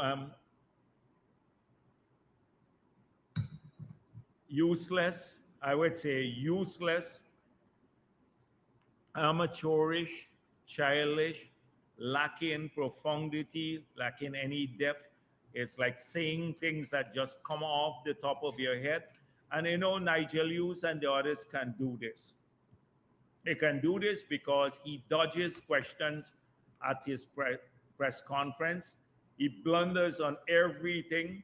I saw a letter from Nikhil Sankar, and then suddenly he wrote back. The man is like a child. He responds to everybody. He wrote back and saying, you know, so what if I said the number is 1,200 and I didn't have this is talking about us killing young Afro-Guyanese, the lie that he's been talking about for all these years. So he said, well, what if the number is 1,200 and not or 400. It didn't matter. It doesn't matter. Well, there's a big difference in the numbers because you've been lying all the time. So he said, let's work together to have a COI. The COI that they hid from when they were in government. What did he say about the COI then? But we're going to have the COI, but and you're going to see the perpetrators. It was a lie, a big lie, and they're hoping to stir up racism again. Racism again. So very, very childish display all week long, posting nonsense every time. Like anybody sends him something, he posts like a child in a shop. Thank you.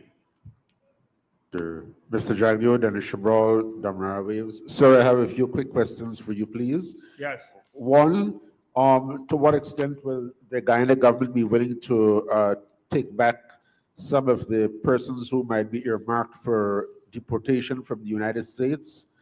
Number two, could you elaborate on what is the reason for the slump in the projected economic growth this year as stated in the national budget? And thirdly, is there a market feasibility, not a technical or other feasibility, a market feasibility on the gas to shore project, and where can that be located? And fourthly, I heard you justify the money being spent on providing for tests at healthcare facilities. Could you say what safeguards are there to ensure that this money is not funneled into entities that might be perceived to be supportive of the government or the governing party? And fifthly, lastly, that's finally, in order to reduce or eliminate any controversy over the credibility of the election results, to what extent will the PPP be willing to support amendments to the relevant laws to use electronic fingerprint verification as an option at polling stations, as well as the Constitution for a possible re-registration? So I think I dealt extensively with a couple of these already. So I don't have much to add because I think it's self-explanatory. I think it's a storm in a teacup created by APNU and AFC to distract the people of this country from their sordid track record of stealing elections. I dealt with the whole issue of biometrics extensively and how it cannot be used as the sole, as the commissioner, the chair of GCOM pointed out, to deny people the right to vote. So I don't want to go. I saw Vincent Alexander saying that they don't agree with that you could prevent people actually from voting using these biometrics, which is electronic biometrics. It's already taken in a manual form. So we're not going to go down that route. Secondly, the chair of GCOM has made it clear that the timeline to go back now and do electronic or the taking of fingerprints electronically rather than manually as they have been done would take time. And therefore, it's not feasible to do before the elections. I don't want to second guess a constitutional agency, but it's not going to add one bit of one iota of greater transparency to the voting system. In fact, we have robust safeguards already that have been demonstrated in the past to prevent people who are not supposed to vote from voting. And so I believe it's a non-issue, just helped along by the media reporting every week because things seem to be slow. by getting these useless people from the WPA and the others to repeat the same old issue all along without any merit. So we're not going to be led down that road. If the GCOM approaches, the commission approaches the government of Guyana to say, we need further legislation that will enhance the transparency of the elections, then they will get our full support. They'll get our full support. But we're not going to fall prey to a distracting plot by these people, the riggers. The second issue is that, again, this is feeding into a conspiracy theory. Right along, it's like this anecdotal way. So we give each person a voucher, and they would be able to go to a large number of institutions that do these tests. They get their vouchers. They can then choose where they want to go. So in any case, which institution you think is PPP? Which of these institutions that's making all of this investment is PPP? Which one would you not want us to work with in Guyana? Which institution? So that's the issue. If people are making investments in healthcare, then as Guyanese, they also can benefit from services procured by the state, as is done in the United States of America and any part of the world. But to say that when we give a person a $10,000 voucher, that we're funneling money to a particular entity, we just give people choices here. They have greater choices. They can choose. You can choose not to collect the 10,000. Go to the public hospital, because it's done for free there. You might just have to wait a little bit longer if 500,000 people showed up there or show up there for the same test. It might not be 500,000, might be 50,000. But if they show up, they would overload our institution. It is this narrow-mindedness. It's always like counting the pennies when there is a big picture all the time to improve people's health care across the country. So that's the second one. What are the two other questions, Dennis? Or the others are having to do with deportation. By the way, yes, the deportation, if they're Guyanese, then they don't have a choice but to take them back. What are we going to do? Refuse to take our people back? Well, that had happened about 2 decades ago. But we would have to take our people back if they're Guyanese. Or you know a specific person that we should take back? I'm just going on. I'm just going on what had happened a few years ago. It's not Burke. Burke, my dear friend Burke. Where the PP administration had refused. You asked the question, I answered it.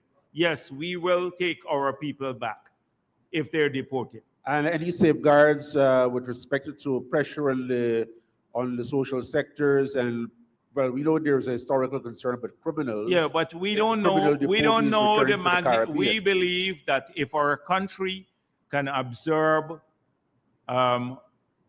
people who come from Venezuela, most are Guyanese, but they're non-Guyanese too. And if we can observe them in our country and they're working here and they're living here decently, then why shouldn't we do that for our own people? If they're deported back home, this is home to them. The governments don't have much of a choice. There could be verification. That is what we've had in the past when we've had discrepancies between people. We heard in one case, a guy said he's Nigerian and he was sent here. That is what was held up some of the issuance of documents. But once they're Guyanese and it's verified to be Guyanese, then you have to take your people back. The government will be pressing for effective and efficient verification before accepting them back. Yeah, but no, I'm not saying. I said once they're Guyanese, so you would have to, of course, show that they're Guyanese. We don't want to have people from other countries deported to Guyana. They should go to their own countries. So yes, and the other one is about, I saw this thing with the AFC posted. They keep, after getting mud in their face, right, because of their uselessness, they're now trying to hide from that issue by saying that the Exim Bank will not make a loan to Guyana and offer the gas to energy project. And then they were proven wrong. Exim Bank made a loan of over $500 million to Guyana. So they now, Nigel Liu started it again. For a lawyer, this guy is really mediocre. And so they filed a Freedom for Information request, and I saw the people responded and said, we don't have this. There seems to be no feasibility study. However, you got to contact Exim Bank now, because from what is in the public domain, we have not seen that published. So the same letter that he posted, it says, you may want to contact Exim Bank directly. Now I have here a due diligence report Exim Bank did, which looks at technical feasibility and financial feasibility.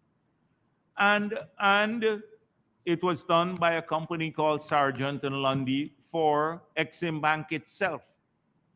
But the AFC and the others, the APNU in this country believe that the way they run Guyana, the leadership there, and the way they run their affairs now, the leadership there as cake shop operation, that is how a bank like Exim Bank would run. They would just hand over $500 million to a country, just like that, and not do their own due diligence on a project. And the due diligence I was talking about surrounding the feasibility. They would have never made a loan to a project like this. They did a 197-page due diligence report that we have, but it's the property of the Exim Bank. It is their property. They were done they were the clients. They paid for it. And I told you the company that did it. So I don't want to get into this. What is it? This face. I was asking about the Guyana government kind of nonsense that AFC is with every week. The project is going to be built. It had a loan in spite of what they said. It will be completed. It will generate power. It will cut electricity prices by half. It will result in significant savings on cooking gas. We'll get about $380 million per year of savings to the Guyanese public, US dollars of savings if we use all the gas. That is what will happen. I don't waste time behind people who couldn't even conceptualize a project. It's a waste of time. I'm not into self-flagellation every week. Every week. That's what they're into. That we gotta beat up ourselves for somehow we're doing something wrong. You will see the project. These are useless people that couldn't put together a bridge, a feasibility study on the bridge. Patterson took an unsolicited bid and got charged with it. Couldn't even complete a feasibility study on a bridge and do it clean. And you're going to tell me about I should bother with Nigel Hughes and who don't understand the difference between what an economy, a country's GDP means, to talk about due diligence on a project like this? I don't waste my time, Dennis, behind these people. What I was trying to find out is whether the Guyana government only itself... because you got a media here that helps them along by stirring the same thing over and over, and a kite show news that distorts everything. In fact, it's the Guyana government has a feasibility study. Yeah, we dealt with that years ago. Years ago, I spoke about that the numbers are so phenomenal that's why we launched. We said we will do this from opposition without even doing the feasibility study. What is there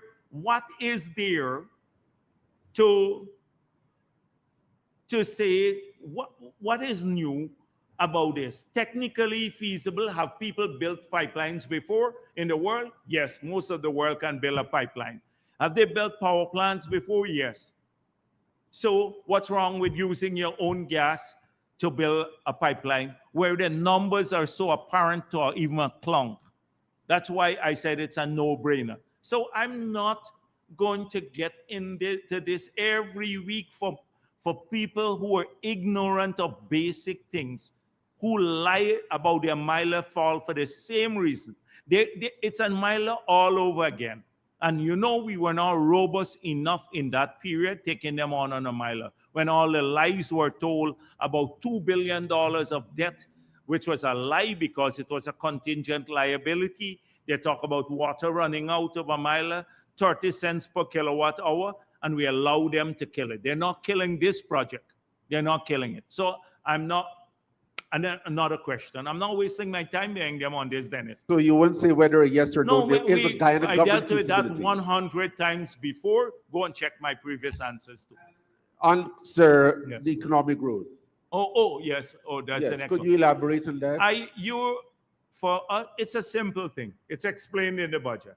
One, yes. So we have a 10.6% growth with a minimal growth in the oil production this year. So the non-oil sector is growing by over 13%. Now, you tell me around the world a 13% growth, which country? No developed country is doing that. And very few, I don't even know any, maybe many developing countries that are touching that. This is the non-oil growth alone.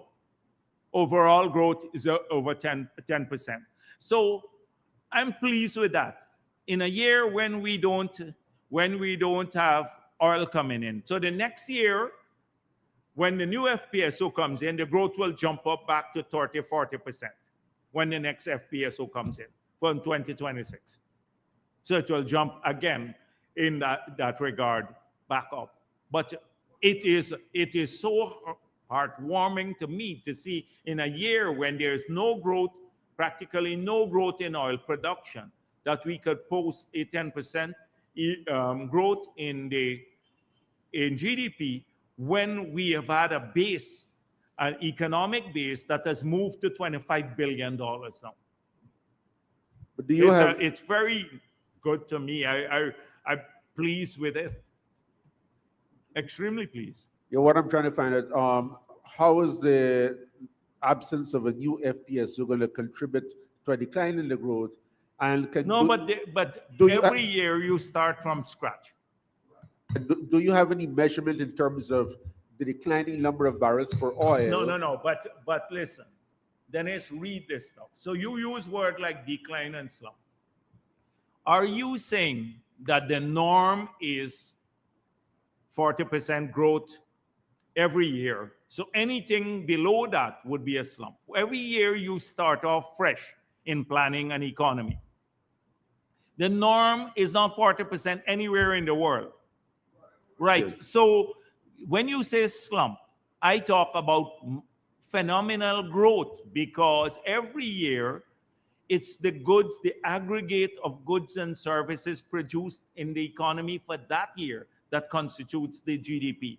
Nigel Hughes would need another piece of paper for this. So we start afresh. So this year we have an FPSO that is no new FPSO would start producing this year. So that is one of the, so we are basically have very low growth this year in oil. And so most of our growth is coming from the non-oil economy, which is great for a country like ours. Because when when the new production starts with the new FPSO, it will jump again. But it's not the GDP growth that matters. I keep saying it's the development in the country and where we utilize the resources. So it does matter to some extent, but I mean, we don't have an obsession with that. In fact, I'm so happy about it. Trishelle Silvers. Yes. Good afternoon. Trishelle Silvers, Guyana Times. Yes. There has been, I have three questions. Yes. There has been an increase in gas bottle explosions in home with at least 2 persons dead. Is it something government has or is looking into currently? My second question, during his inauguration speech, President Trump spoke about plans to pursue oil drilling in the US. Is government concerned about this and the impact it could have on Guyana's oil and gas sector? And third, one of the budget measures is the removal of VAT on backup generators. Is this only for commercial use or household as well? I don't know how you will do the household because this might be a difficult thing, but I need to clarify that. But I think it was mainly commercial. It was mainly commercial. So we'll clarify that. I need to clarify because the household would be everyone. It means that we should have said just removal of taxes on generators. Once they use backup, it means something else. So I'd have to clarify that, whether it's household or not. Gas bottle explosion. I think this should be a standard thing for the EP and the others. They should have. I saw somebody sent me something, but the regulatory bodies have to look at this. The GE and also the EPA should launch an investigation immediately to look into this. I would find out if they're doing that. On the inauguration of President Trump, there is a concern that with increased production in the US that there could be an oversupply of the market. That would have an impact on the prices. You have to take account of all these variables when you plan future expenditure. That is why our dear friends from the other side who are pretending as though oil money would always be there and that it's guaranteed. Next year, it's not guaranteed. It's not guaranteed. So if you start telling people you don't have to work, you can get free money all the time, no country in the world does that. And so that is why you have to be cautious. There is that possibility that prices could come down, but also the converse of it is that, so that will go towards increasing supply, which forces or puts a downward pressure on oil prices. On the other hand, President Trump is exiting the Paris Agreement and also stopping the renewable energy projects in the US. He said windmill projects and all of the others. So if the supply would have been enhanced by renewable energy coming on stream that are not going to come on stream any longer, so that would tend to increase the demand for fossil fuel related sort of investment on demand. So it could balance out there. Can you say specifically any concerns Guyana might have currently? No, it's as an oil producing country, it's not a concern. It is something that the policymakers have to analyze when you think about your policies here in Guyana, your budgetary policies, and everything else for that matter. So we are very much aware of what he has said, and I just pointed out the frame in which we're using to analyze these. On one hand, you might have increased supply. On the other hand, a decrease of supply from renewable sources and less renewable sector investment. So hence the need for more fossil fuel related investments. Good afternoon, Milton Granum for Starbuck News. Has the PPP or the government hired any U.S. lobbying firm to lobby the U.S. government as the elections are coming up? And if so, can you tell us the name of the firm? So the PPP has not. I don't know. The government had firms, but I think some of their contracts expired. So they may be in the process of foreign affairs, maybe in the process of concluding new agreements, but not the PPP.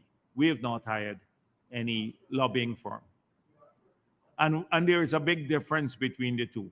Remember, the last government, we're still not sure who paid for the lobbying firm up to now, because they conflate the government money with the party's money.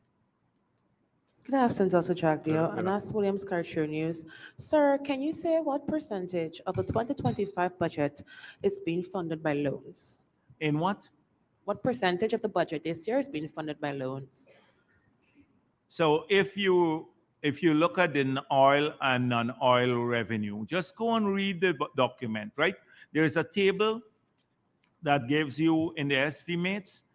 I think it's the operations of the public sector. Let me see if I have it for you. So you will see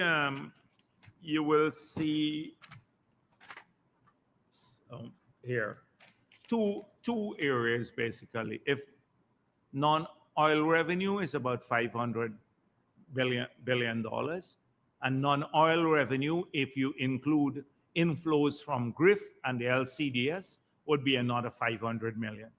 So that means about 300 odd billion would be funded through loans.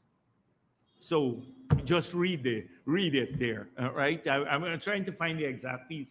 You let me see. Oh, go and check this section. You would see it here.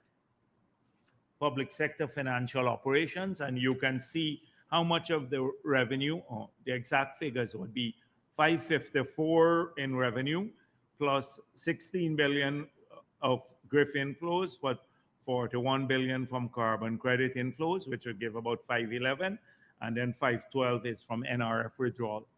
So that is $1 billion there, $1 trillion, and then the rest it's from the other source. Good afternoon, sir. Yeah, sure. Rihanna, Kaichur News.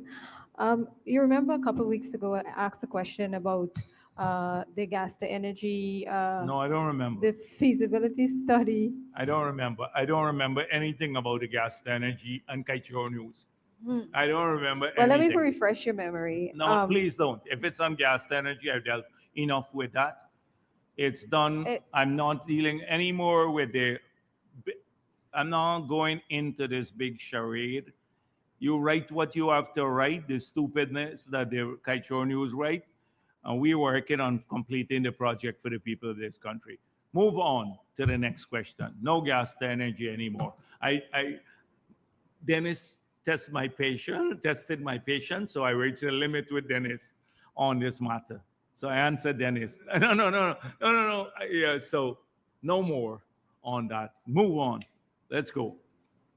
What other question you have?